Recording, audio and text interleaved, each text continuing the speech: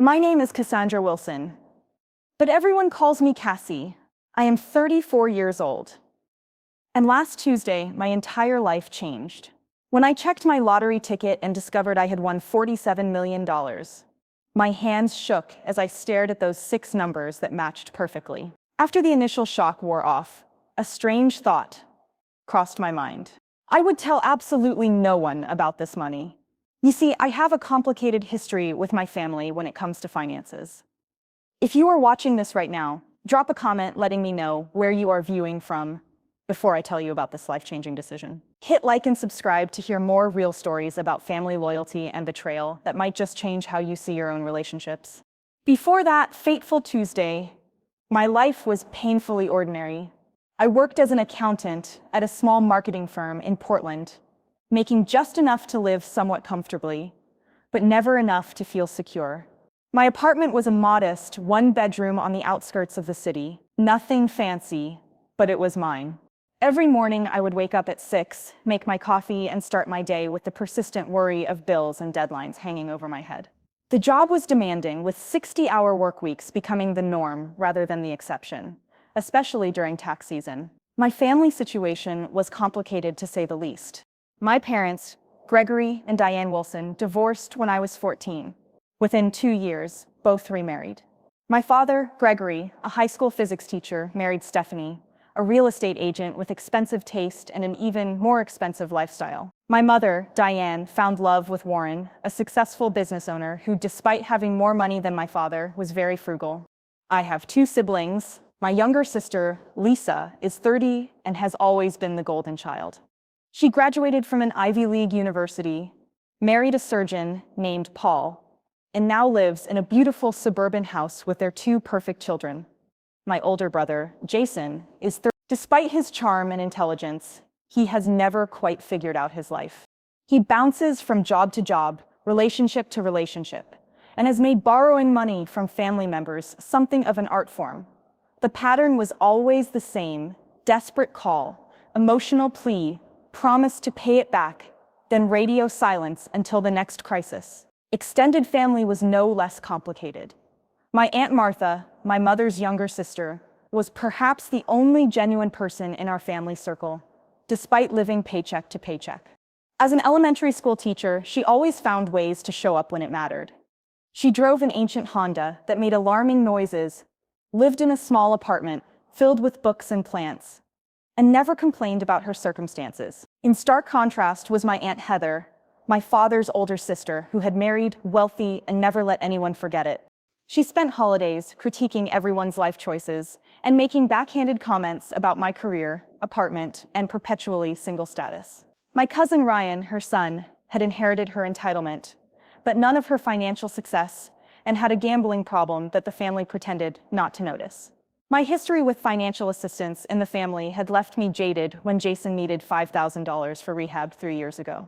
I emptied my modest savings account to help him, only to discover months later that he had never actually gone to treatment. When Lisa needed help with her wedding costs, I put $2,000 on my credit card that she promised to pay back after the honeymoon. 5 years later, I was still waiting when my father needed a loan to repair his roof after a storm.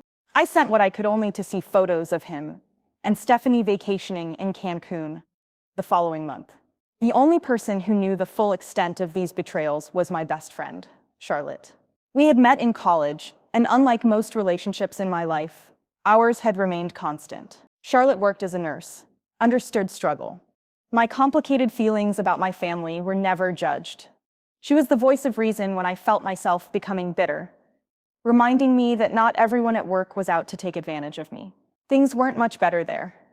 My boss, Arnold, had a habit of taking credit for my ideas. During client meetings, my colleague, Derek, consistently left early, leaving me to pick up his slack, yet somehow always managed to get the recognition I deserved. Despite being underappreciated, I kept my head down and continued to work diligently, hoping someday it would pay off. Buying lottery tickets was my one small indulgence, a weekly ritual my family loved to tease me about. Every Friday, I would stop at the corner store and spend $10 on tickets. My mother called it tax on people who couldn't do math. My brother joked that I should just give him the money directly instead of wasting it. My father lectured me about probability and statistics. There was something hopeful about those tickets. A tiny chance at freedom that I could not bring myself to give up even as years passed without winning more than $20 here and there. I had dreams. Of course, I wanted to travel to see places beyond the Pacific Northwest. I wanted to go back to school, maybe get a master's degree in something I was actually passionate about. I wanted to have enough savings that an unexpected car repair would not send me into a financial tailspin. But these dreams seemed increasingly distant as I approached my mid-30s, still paying off student loans and carrying a small but persistent credit card debt that never seemed to diminish, despite my careful budgeting. Each month was a careful balancing act of bills, groceries, and the occasional dinner out with Charlotte. I clipped coupons, compared prices, and knew exactly which store had the best deal on everything from toilet paper to coffee. I drove a 10-year-old Corolla that made a concerning noise when it rained, but could not afford to replace it. I had mastered the art of appearing perfectly fine while constantly calculating costs in my head, wondering if I could afford to say yes to an invitation, or if I needed to invent an excuse to stay home. This was my life before everything changed.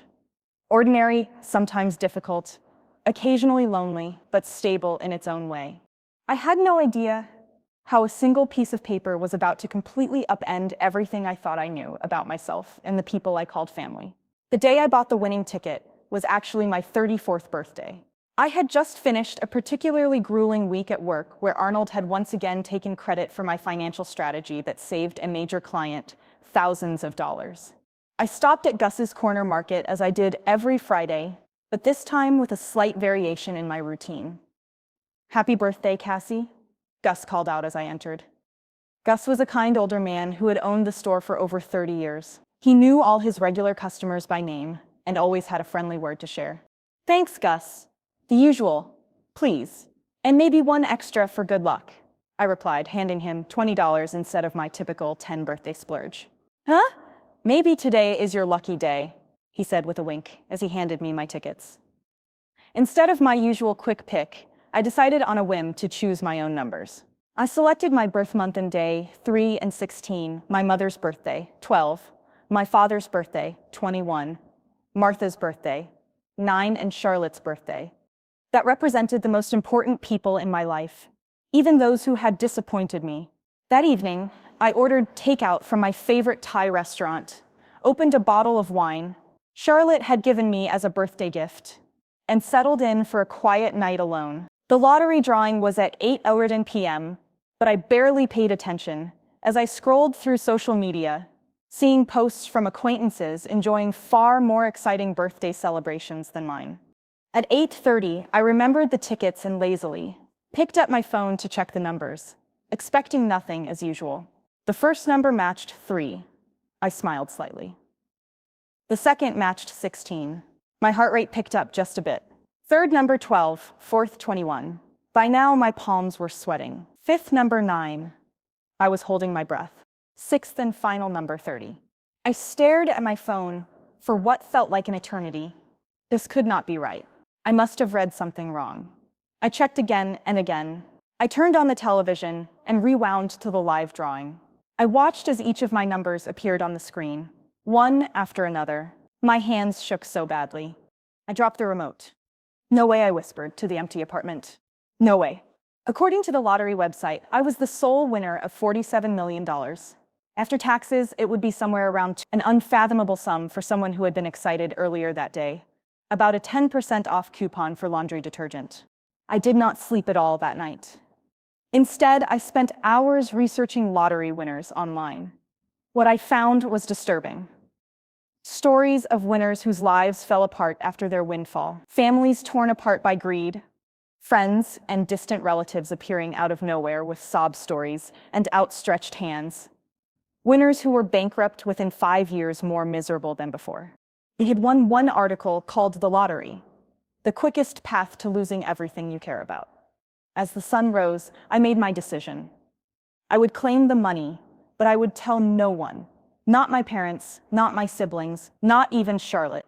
At least not right away. I needed time to process this, to make a plan, to understand what this money would mean for my life before everyone else tried to tell me what to do with it. That morning, I called in sick to work for the first time in 3 years and made an appointment with Philip Montgomery, an attorney specializing in financial planning and estate law. His office was in a downtown high-rise, and as I sat in the waiting room in my ordinary clothes, clutching my purse with the winning ticket inside, I felt like an imposter. "Miss Wilson," Philip greeted me, extending his hand. He was in his 50s with salt and pepper hair and kind eyes behind expensive glasses. "What can I help you with today?" I took a deep breath and placed the ticket on his desk. "I need to know how to claim this without anyone finding out it was me." His eyes widened briefly as he examined the ticket. "I understand," he nodded professionally. Over the next 2 hours, Philip thoroughly explained my options regarding the state lottery winnings. He clarified that winners could claim their prizes through trusts or legal entities to safeguard their identities. He detailed the process of establishing a blind trust, tax implications, and the crucial need to assemble a team of financial advisors for managing such a substantial sum. "The biggest mistake winners make," he emphasized, "is telling too many people too quickly. Once that happens, there's no turning back."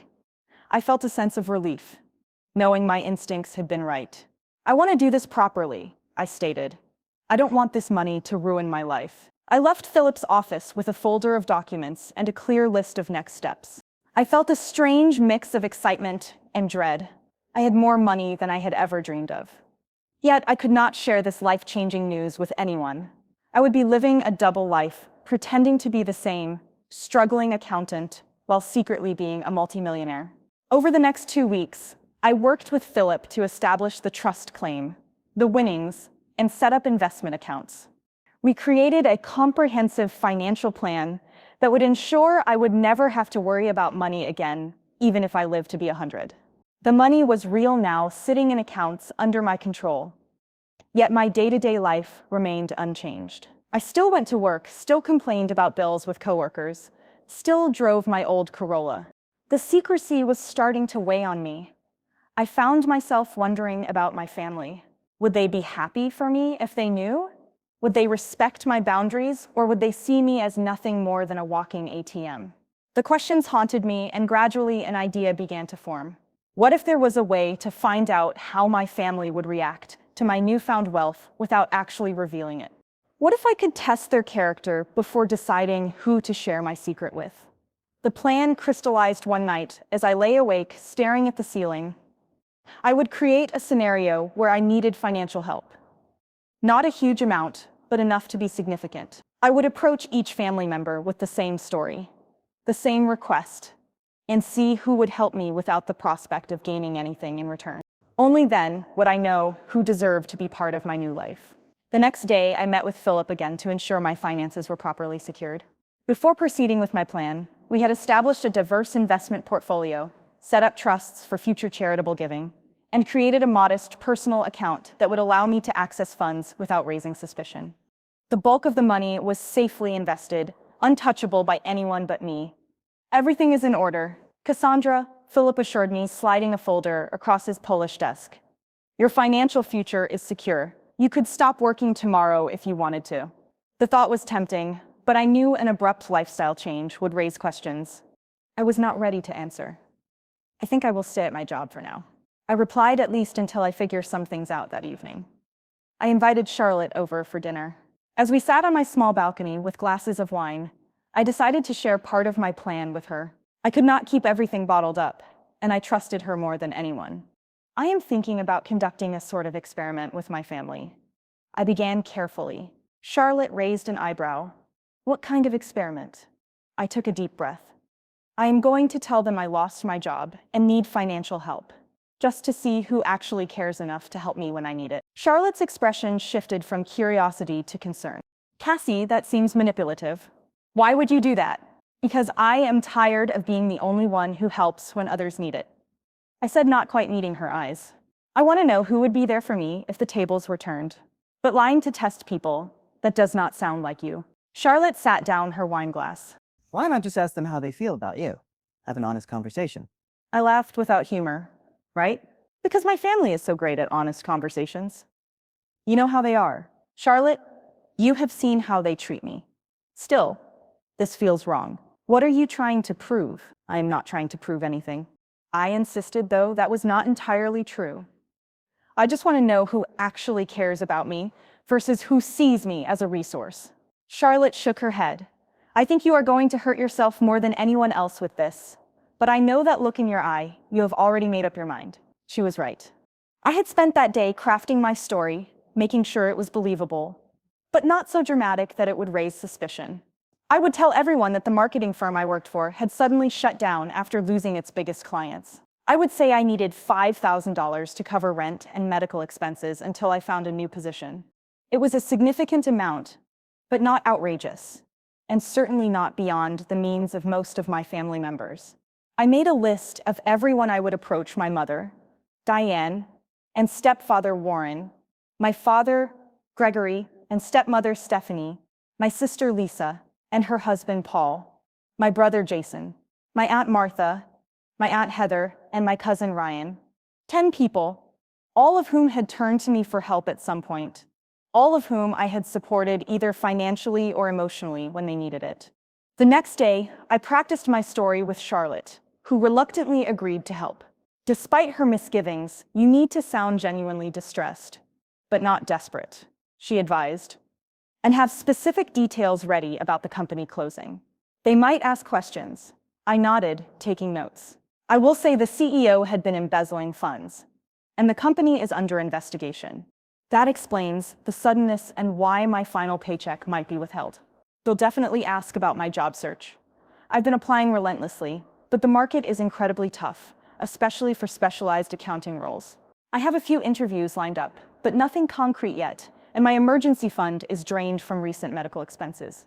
I had meticulously crafted a scenario designed to evoke sympathy without raising suspicion.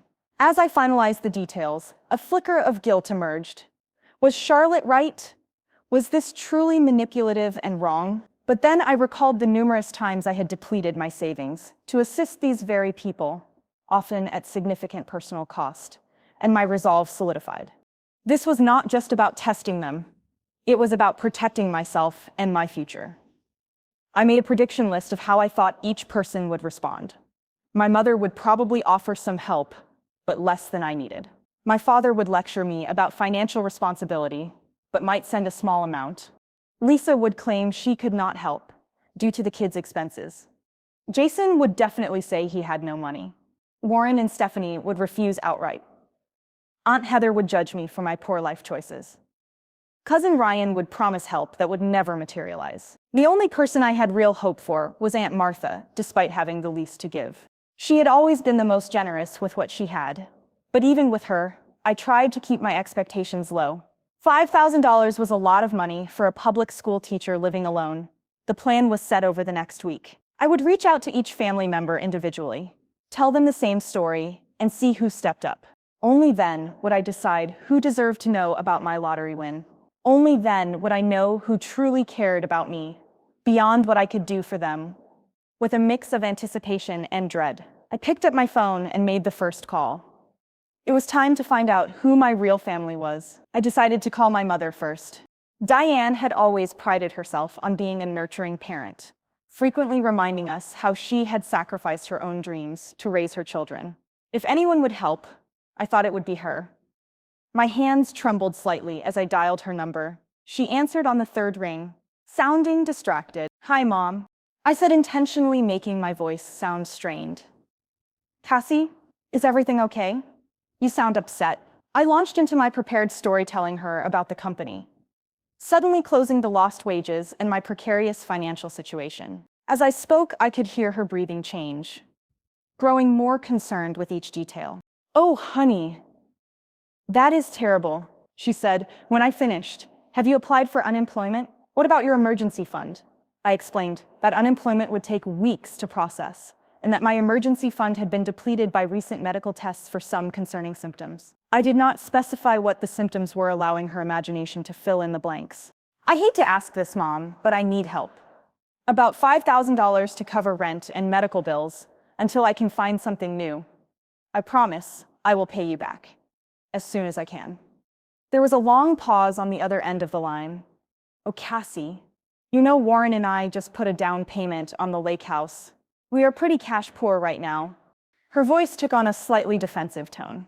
"Have you asked your father, or Lisa Paul makes good money at the hospital. I was hoping to avoid asking Dad.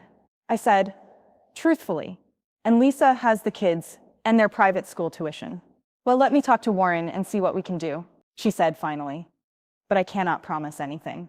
You know how tight he is with money, especially when it comes to, I did know Warren had never considered me his responsibility, making it clear from the beginning that his money was for my mother and any children they might have had together. They never did. Sure, Mom. Just let me know as soon as you can. The rent is due. Next week, I will, honey. And I am so sorry about your job. These things always work out for the best, though. Maybe this is a sign you should look at changing careers to something more stable. After hanging up, I noted her response in a journal I had started for this purpose. She had expressed concern, but immediately looked for ways to pass the responsibility to someone else. She had not outright refused, but I suspected her conversation with Warren would conveniently result in them being unable to help. The next day, I met my father, Gregory, for coffee. I chose a public place thinking he might be less likely to react negatively in such a setting. "You looked tired," was his greeting.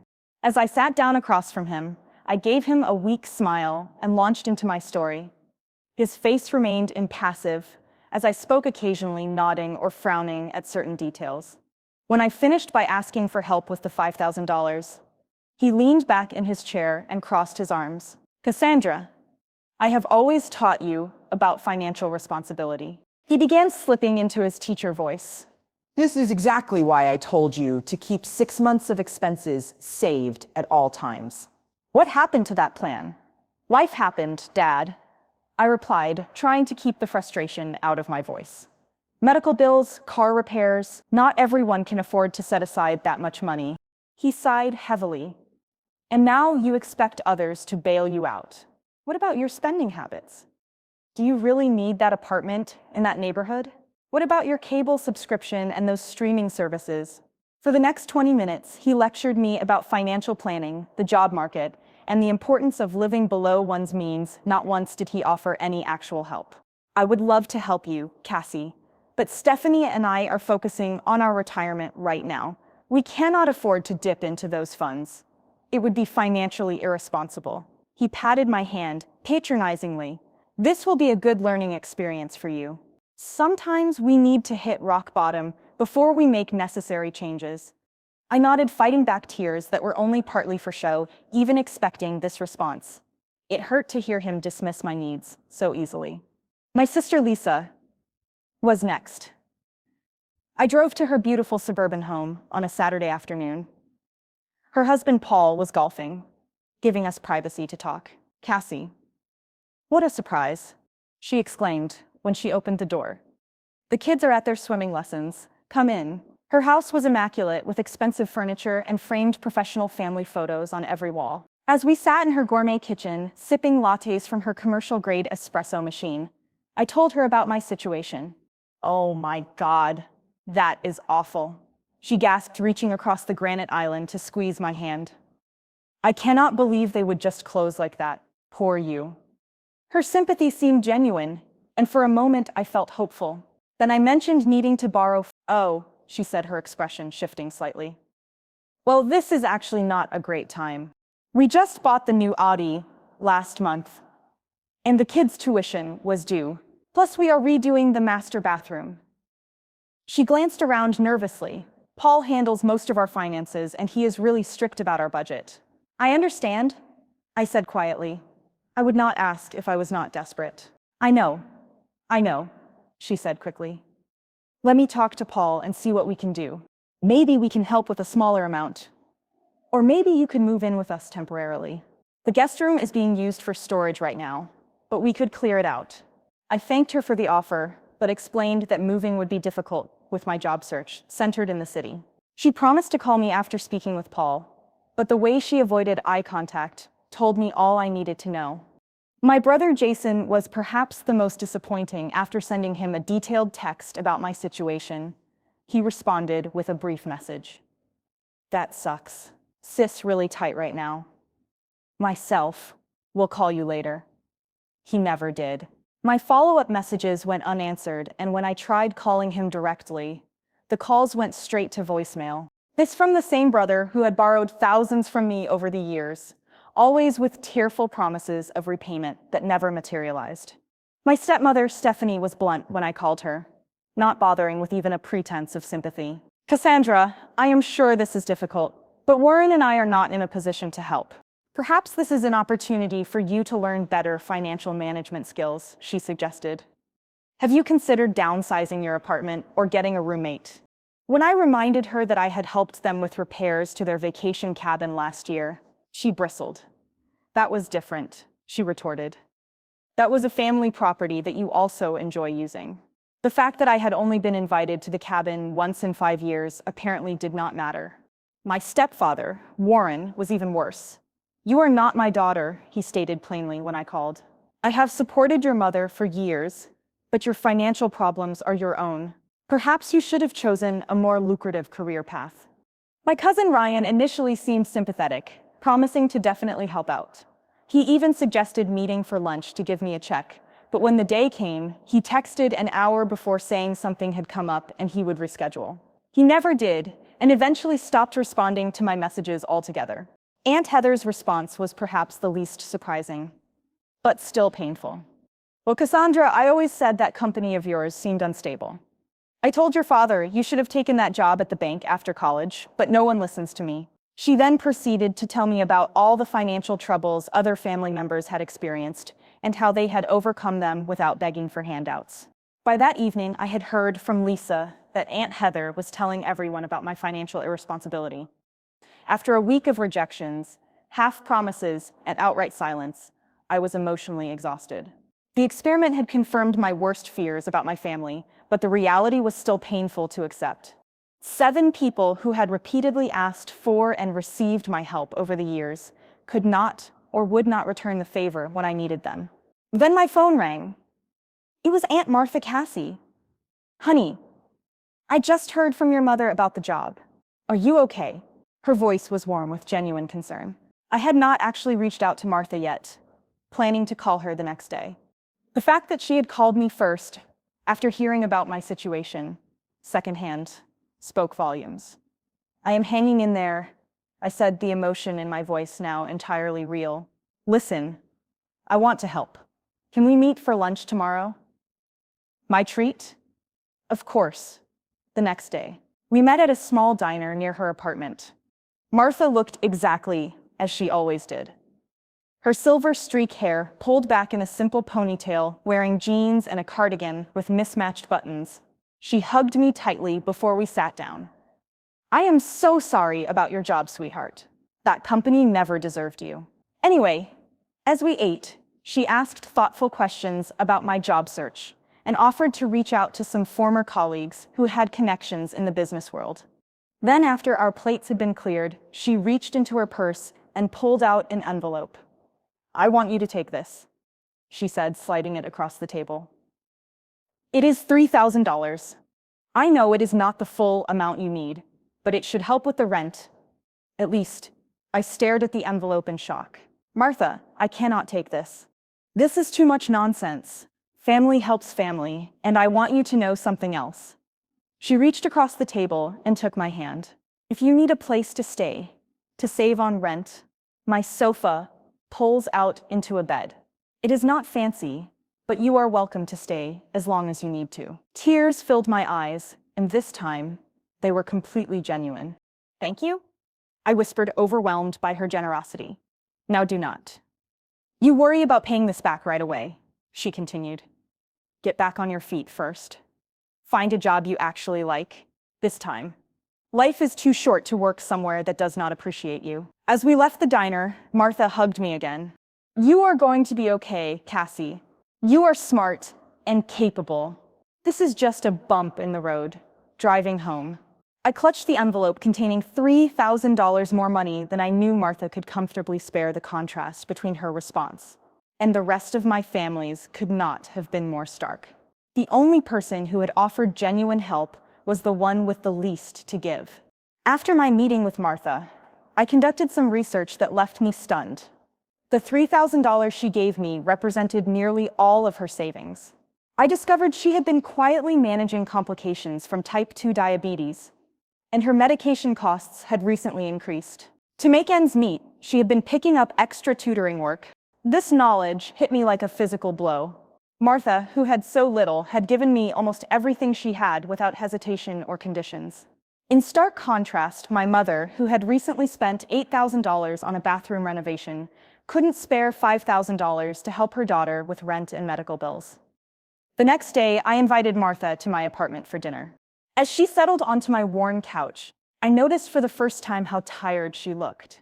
The fine lines around her eyes, deeper than I remembered. "Martha, I need to tell you something."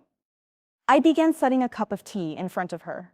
"I have not been completely honest with you." Her expression remained open, curious rather than concerned.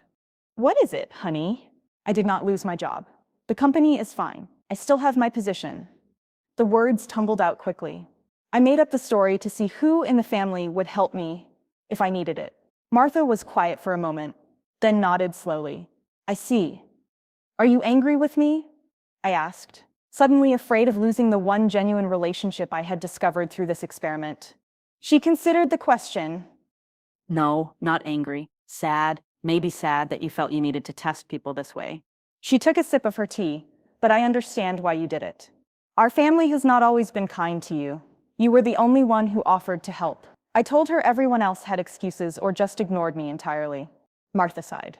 "People show you who they are when giving becomes inconvenient. I learned that lesson the hard way myself." "What do you mean?" She sat down her cup and folded her hands in her lap. "My ex-husband, Robert, did I ever tell you why we really divorced?" I shook my head. The family story had always been vague. Something about growing apart. I came into a small inheritance when my grandmother died, about $50,000. Not a fortune, but significant for us at the time.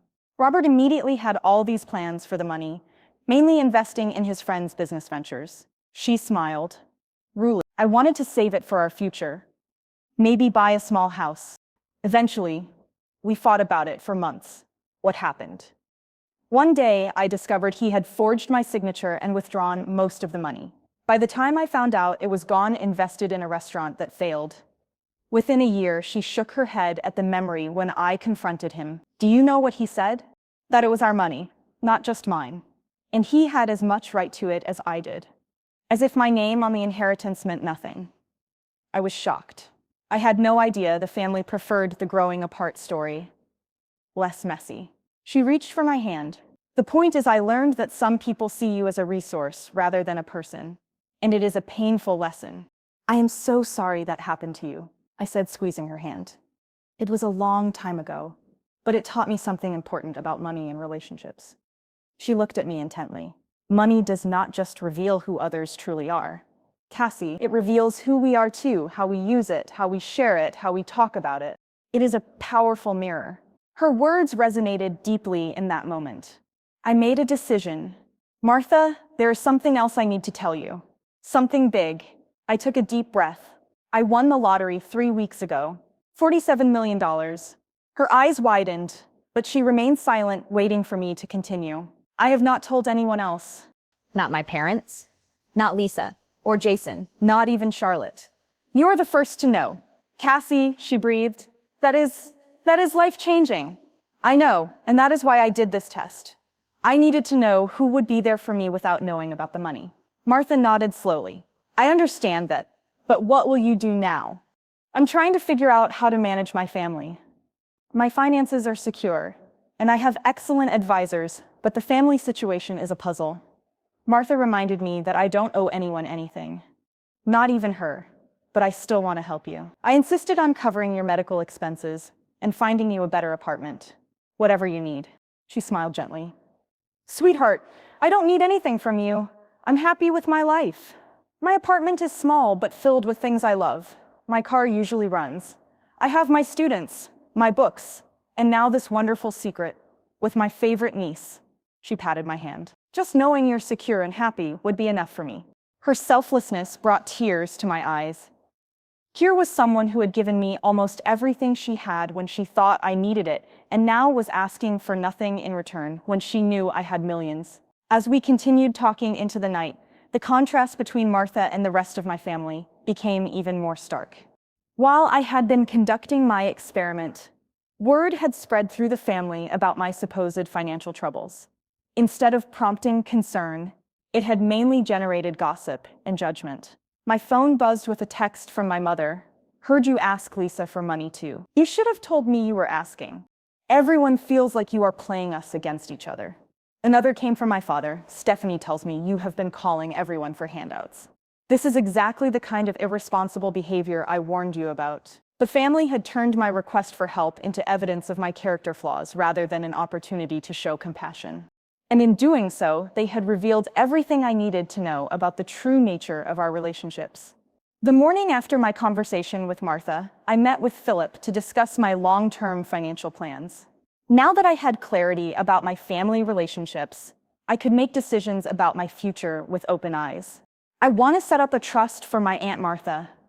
I told him something that will cover her medical expenses and provide her with a comfortable retirement, but in a way that feels like a gift rather than charity. She is very proud. Philip nodded, making notes. We can structure it as a family trust that provides a monthly stipend. She would not have to manage a large sum all at once, which can be overwhelming for someone not used to wealth. Perfect. And I want to buy her a small house near wherever I decide to live. Nothing extravagant, just comfortable and accessible for someone with health issues. We spent the next hour discussing investment strategies, charitable foundations, and my own living situation. I had decided to give notice at my accounting job and focus on establishing a nonprofit organization aimed at helping elderly people living alone, inspired by Martha's situation and the many others like her. What about the rest of your family? Philip asked cautiously. Do you plan to tell them about the winnings? I shook my head. Not right now, maybe not ever, but I do want to arrange a family meeting to clear the air about my financial troubles. Later that day, I called Charlotte and finally told her the truth about everything, the lottery win, and the family experiment. After her initial shock, she understood why I had kept it secret. So what now? She asked. Are you going to become one of those eccentric millionaires who still clips coupons and drives a beat-up car? I laughed. No, but I am not going to suddenly start buying Bentleys either. I want this money to mean something to do good, starting with Martha. She deserves it, Charlotte agreed. And what about everyone else? The ones who failed your test? I am still figuring that out. I have called a family meeting for this weekend. I told them I have an important announcement. When Sunday arrived, I was surprised to see everyone show up at my apartment. My mother and Warren, my father and Stephanie, Lisa and Paul, even Jason, who had been ignoring my calls for weeks. Aunt Heather arrived with a disapproving frown already in place. Aunt Martha came last, giving me a secret smile as she entered. As everyone settled into my small living room, looking around with varying degrees of curiosity and judgment, I stood before them, feeling strangely calm. Thank you all for coming. I began. I know there have been rumors going around about my financial situation, and I wanted to address them directly. My mother shifted uncomfortably. Jason suddenly became very interested in his phone. Lisa and Paul exchanged glances. The truth is, I am fine. I have found a new job with better pay and benefits. This was technically true, as I had just appointed myself executive director of my new foundation with a modest salary. I will be transitioning to that position next month. Well, that is wonderful news, my mother said with obvious relief. We have all been so worried. I noticed several faces relax around the room. They had come expecting either to be asked for money again, or perhaps to stage some sort of intervention about my financial habits. Instead, they were getting good news that required nothing from them. So why all the drama about needing money? My father asked, his tone accusatory. Why ask everyone for help if you had a job lined up? I met his gaze steadily. The job came through recently, and when I was in trouble, I reached out to my family. That is what family is supposed to be for, right? An uncomfortable silence fell over the room. Well, we all have our own financial commitments, Stephanie said defensively. It is not always possible to help even when we want to. Of course, I agreed we all have to make choices about our priorities. I turned to Jason. Speaking of which, Jason, I noticed you never responded to my messages when I needed help. Yet you had no problem asking me for $3,000 last Christmas for your rent. He had the grace to look embarrassed. I was going through some stuff, and I did not have any money to give you. You never called me back, a point I highlighted as it would have been free. The meeting continued in this manner, with me calmly yet firmly addressing the hypocrisy and lack of support I had experienced. No one admitted fault. Instead, there were excuses, justifications, and even attempts to shift the blame back to me for making them feel guilty. They eventually filed out after an uncomfortable hour. Despite this, I felt a strange sense of closure. I hadn't revealed my lottery win, but I had stood up for myself in a way I never had before. The money had given me something, perhaps more valuable than wealth itself: the courage to clearly see my relationships and to set appropriate boundaries. After everyone left, Martha remained behind, helping me clean up the coffee cups and plates. "You did well," she said quietly. "That could not have been easy. It was actually easier than I expected," I replied for the first time. I was not afraid of disappointing them because I realized their opinion of me was never based on who I really am. Martha smiled. "That is a powerful realization, so what happens next?" "Next," I said, "we start looking at houses for both of us." 1 year later, my life was unrecognizable from the day I had first discovered those matching lottery numbers. I had moved into a beautiful but modest home in a quiet neighborhood with a garden that brought me joy. Each morning, just 3 blocks away, was Martha's new house, a single-story craftsman with wide doorways to accommodate her walker on the days her diabetes made walking difficult. My nonprofit organization's second family had grown beyond my expectations. We provided companionship, home repairs, and financial assistance to elderly people living alone, with a special focus on those estranged from their families. The work was rewarding in a way my accounting career had never been, and we had already helped over 200 seniors in our city.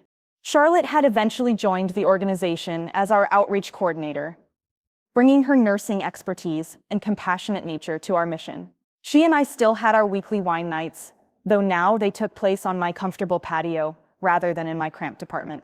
My relationship with my family had shifted into something more distant, but also more honest.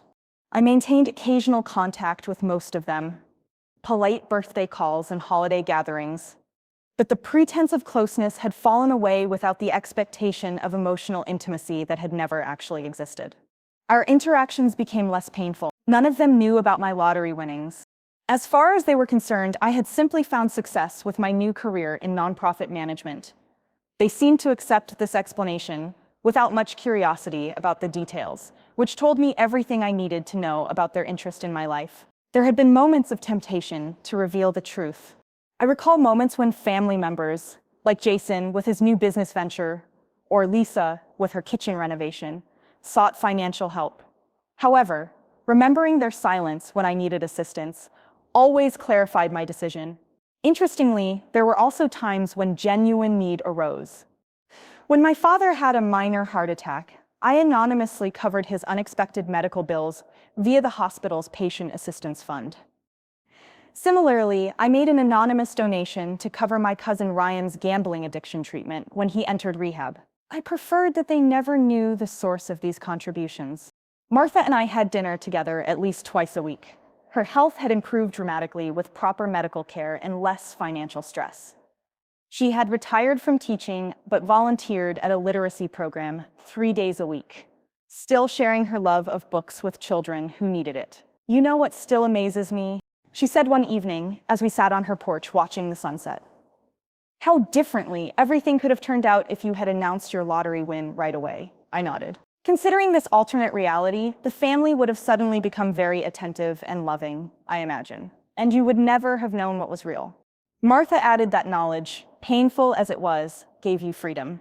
She was right. The experiment had been painful, but illuminating. It had shown me who deserved a place in my life and who did not.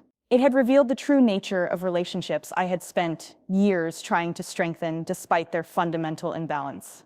The greatest lesson I had learned was not about others, but about myself. Before the lottery, I had defined my worth by what I could give to others, constantly trying to earn love. Through sacrifice and generosity, I had allowed myself to be used because I believed that was what family meant, what love required. Now, I understood that real love, the kind Martha had shown me, did not keep a balance sheet. It gave freely without expectation of return. But it also respected boundaries and dignity. It was honest and consistent, present in good times and bad.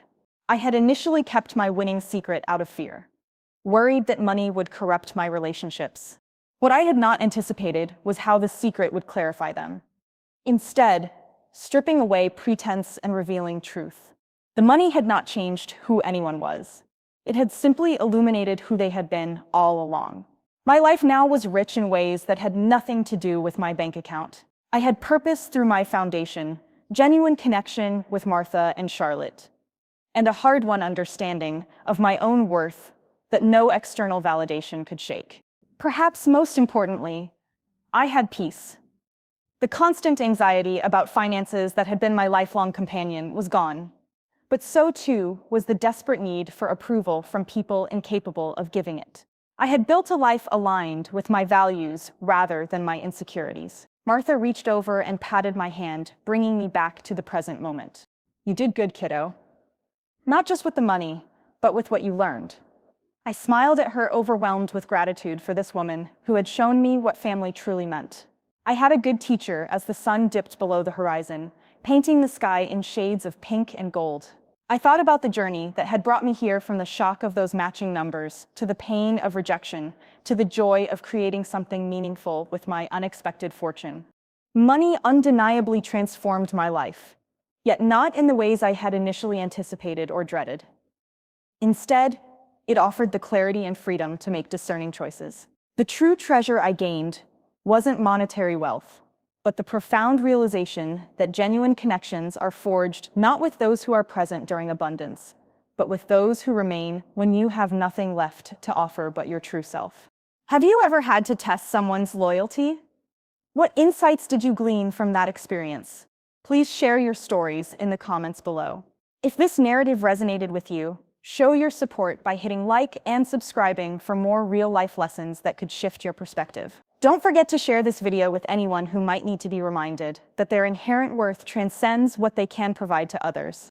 Thank you for listening, and may you find the clarity to recognize the true relationships in your own life.